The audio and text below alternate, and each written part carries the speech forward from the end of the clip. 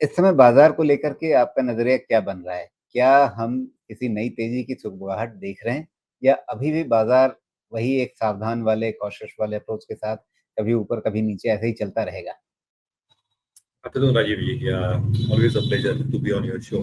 पहली चीज तो आई थिंक ट्रम्प साहब के जो ट्वीट्स आते हैं, आई थिंक हर रात को कुछ नए नए आते रहते हैं, बट ये जो लेटेस्ट सीरीज ऑफ ट्वीट्स है और हमारे पंतप्रधान साहब मोदी जी ने भी रिस्पॉन्ड किया है, तो markets have taken that very positively. ऐसा लग रहा है कि शायद अब कुछ रेजोल्यूशन हो ऑन दी टैरिफ फ्रंट।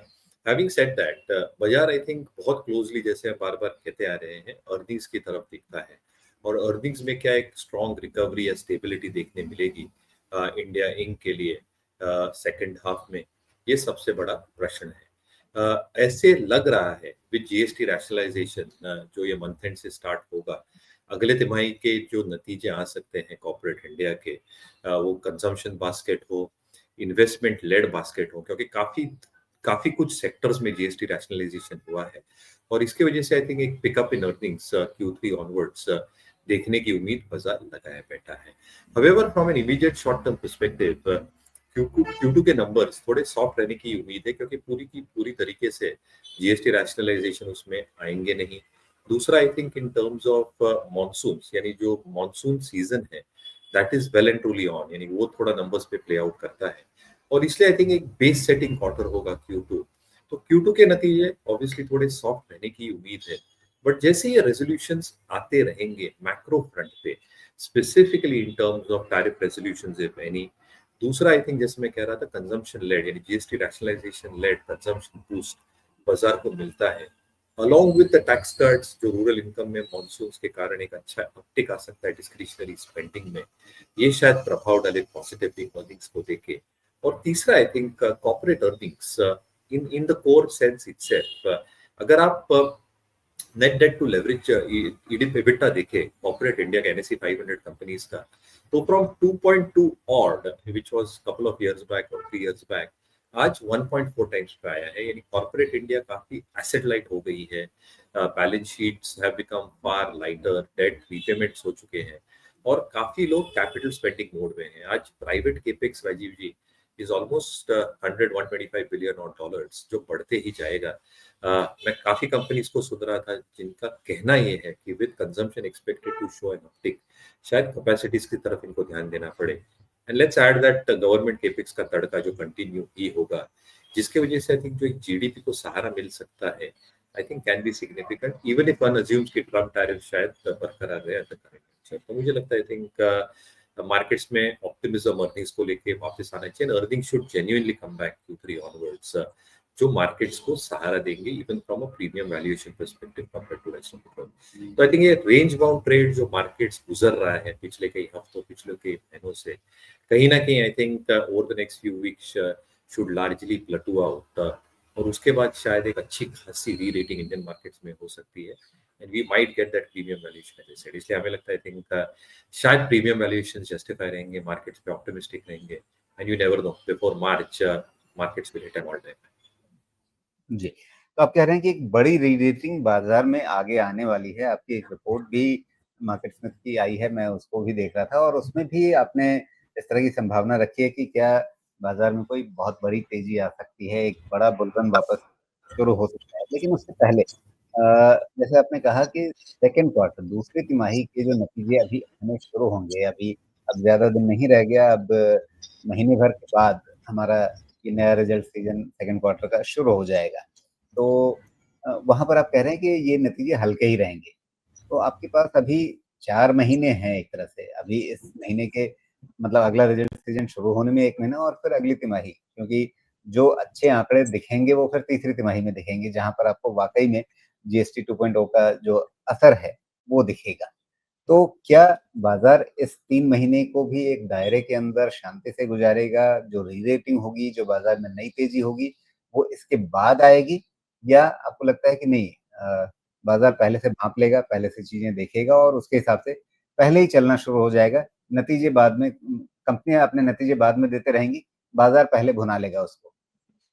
तो बाजार का हमेशा यही एक अप्रोच रहा है राजीव जी, की markets will factor in the best things एक 2 3 4 के महीनों पहले ही।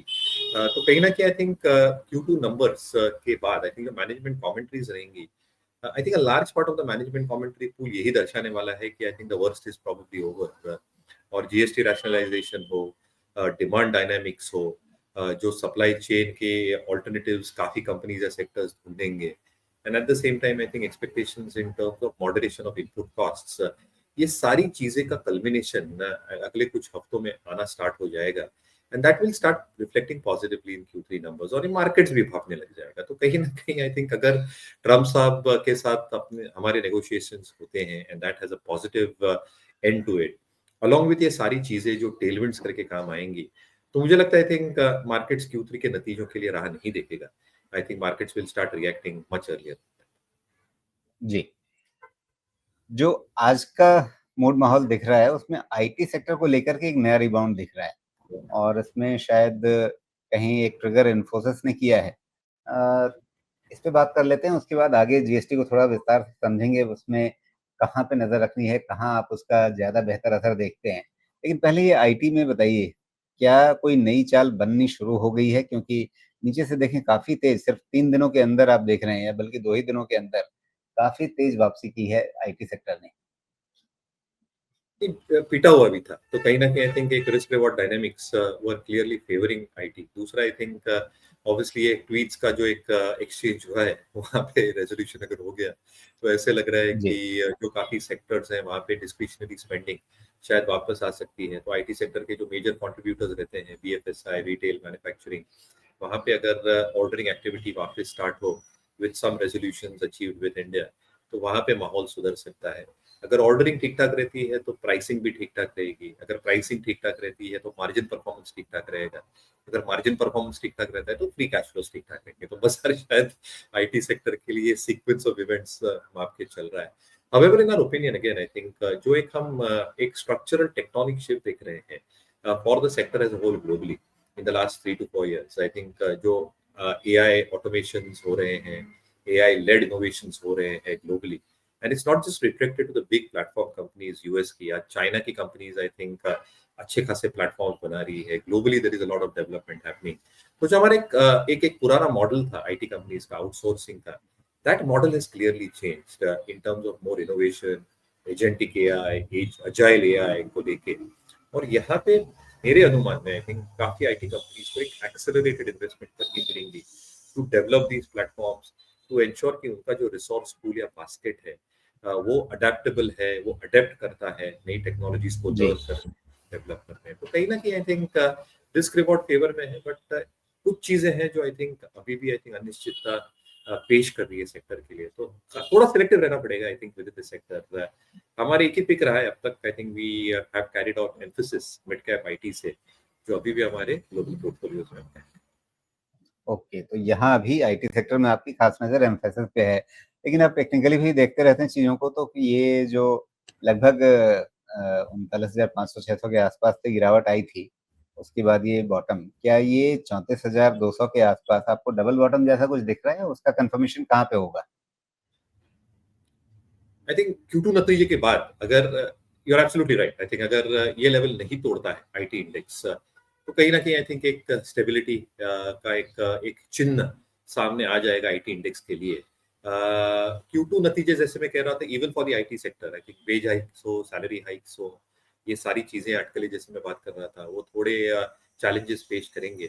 बट अगर ये लेवल नहीं तोड़ता तो मुझे लगता है the worst for the sector is probably the price. शायद उसके बाद थोड़ा कंसोलिडेट करे, बट आई थिंक उसके बाद एक कॉल लिया जा सकता है। But I think this becomes an extremely important to hold जी। ऑप्शन। ओके।